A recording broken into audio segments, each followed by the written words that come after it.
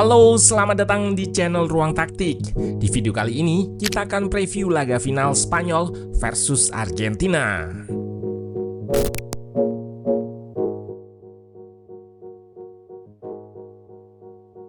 Piala Dunia hampir mencapai puncak dengan final ideal antara Spanyol versus juara bertahan Argentina. Kedua tim memiliki pendekatan bermain yang berbeda. Spanyol dengan positional play serta possession-nya, dan Argentina yang berbasis momentum, kombatif di tengah serta punya Messi yang mampu tampil sebagai otak serangan. Nah, penasaran dengan preview dari segi taktikal? Let's go, kita bahas sama-sama.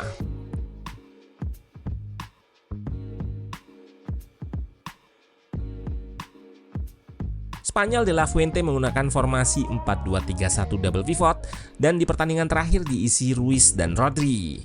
Spanyol bisa dibilang tidak menggantungkan permainannya pada satu pemain bintang, namun jika menyebut pemain paling signifikan di tim mereka justru terletak pada Rodri. Yap, meski sempat menderita cedera ACL, Rodri adalah pemain dengan jarak tempuh paling tinggi di World Cup kali ini. Ini juga sekaligus jadi jawaban mengapa ia selalu terlihat ada di mana-mana. Rodri yang menjaga stabilitas permainan Spanyol, baik itu ketika build up ataupun bertahan. Ia mencatatkan 47 operan sukses saat dipres dan tertinggi di turnamen ini. Terlihat pula statistik bertahannya yang menyebar di banyak area, menunaikan tugasnya untuk menjadi filter duo Cubarsí dan Laporte. Sedangkan Argentina menggunakan beberapa formasi berbasis 4 back. Paling sering 4-4-2 dengan Messi dan Alvarez di depan, ditopang 4 pemain gelandang. Pemain kunci tidak lain dan tidak bukan adalah Messi yang meski di atas kertas sebagai striker, kerap diplot lebih di luar untuk mengatur serangan atau nomor 10. Meski tidak banyak bergerak, Messi kerap memposisikan diri di ruang antar lini untuk dijadikan support progresi bola. Jika ia sudah balik badan menghadap gawang, pertahanan harus bersiap dengan bahaya yang menghadang.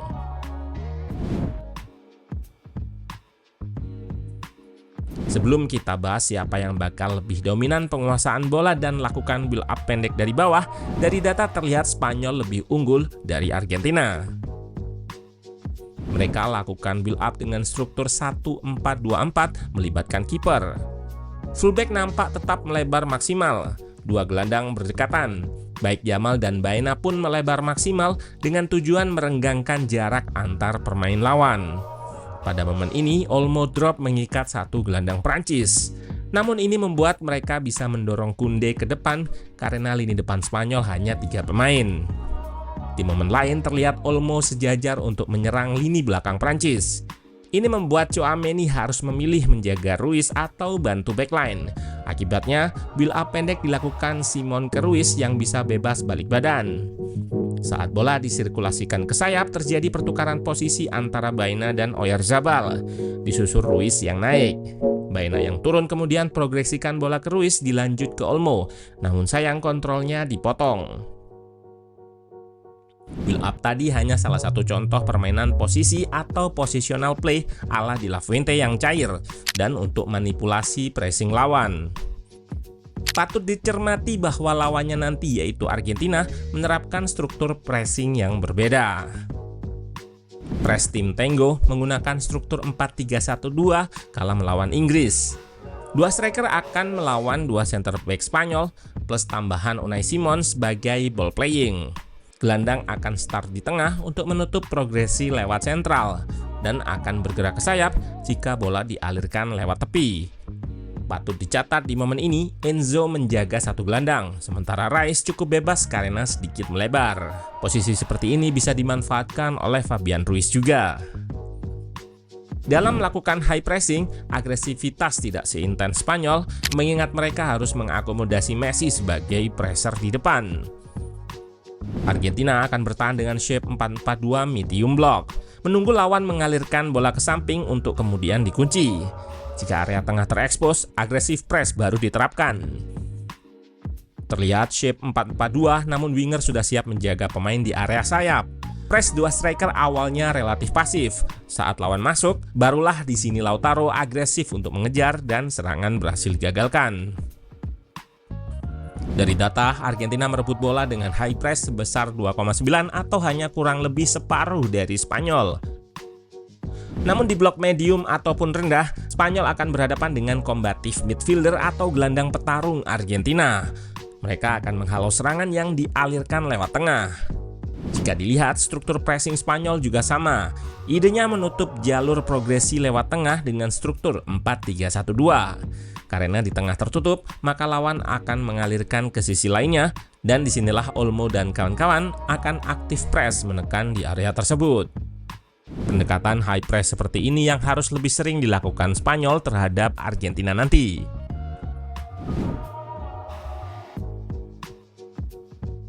Struktur menyerang Argentina bergantung pada siapa gelandang yang dipasang. Di fase awal mereka build up dengan struktur 4-3-3, memainkan 4 pemain bertipe gelandang, membuat sisi kelebaran diisi Alvarez. Simeone mengisi sayap kanan, sementara 3 gelandang akan berotasi di tengah. Kembali Alvarez mengisi lebar kiri lapangan. Kali ini McAllister lebih naik dan struktur menjadi 4-2-4. Sebetulnya pembedanya hanya di lini tengah dan depan. Untuk lini belakang tetap 4 back. Baru ketika Martinez mengirim bola lambung, fullback kanan bertahap naik untuk memenangkan second ball di area yang lebih tinggi.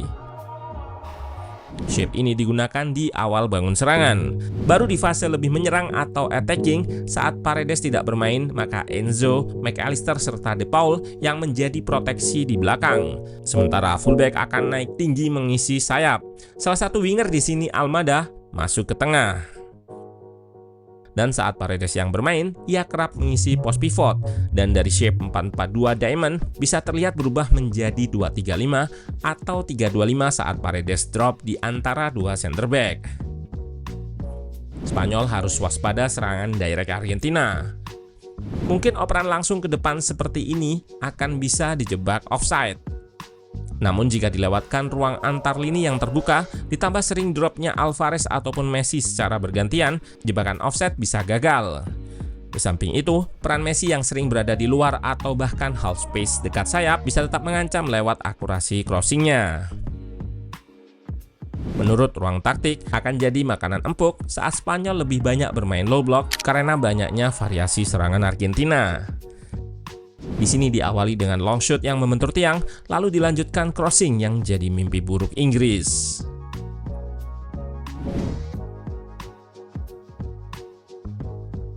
Ketika build up, terlihat ada double kelebaran yang dilakukan Spanyol. Namun yang menarik adalah variasi serangan wing play. Selain menggunakan 2 pemain melebar, penyerang atau gelandang pun sebetulnya juga meminta bola di ruang antar lini. Ini membuat serangannya kerap sulit ditebak antara tetap di sayap atau dipindah ke tengah. Di sini terlihat Baena inverted ke tengah sehingga sisi kiri hanya diisi Cucurella. Oyarzabal terlihat bersama Yamal dan Porro lakukan overload di sayap kanan. Target progresinya pun di ruang antar lini dilanjut ke Yamal. Disinilah ada opsi operan terobosan tetap di sayap atau berpindah ke tengah agar lawan sulit menebak. Pada momen ini terlihat 2 pemain di sisi lebar kanan dan saat bola dioper ke Yamal, ia lakukan kombinasi dengan Porro, diteruskan dengan terobosan yang masih bisa dihalau. Bola tetap di sayap. Ditambah mereka punya Laporte serta Cubarsí yang merupakan ball playing defender. Di sini Cubarsí yang lepas dari kawalan pemain depan bisa bergerak naik sehingga membingungkan winger untuk menutupnya atau menjaga Porro. Di sisi lain, Yamal ternyata masuk dan Cubarsí mampu mengirimkan terobosan akurat yang bisa jadi gol meski ternyata Yamal tertangkap offside. Variasi yang lain juga ditunjukkan saat Porro cetak gol. Terlihat 2 pemain di area kelebaran dan serangan diarahkan kepada mereka. Porro dapat bola namun tidak lakukan operan dengan Yamal, melainkan memilih progresi lewat tengah. Oyarzabal turun untuk buka ruang dan Porro lakukan 1-2 dengan Olmo yang membuatnya bisa bebas saat terima umpan serta berhasil lesakkan bola ke gawang. Secara umum Spanyol jadi lawan terkuat Argentina sebagai juara bertahan. Pun begitu Messi dan kawan-kawan adalah tim yang bisa generate momentum dari aksi individu. Sedangkan lini depan Spanyol mengandalkan permainan kolektif.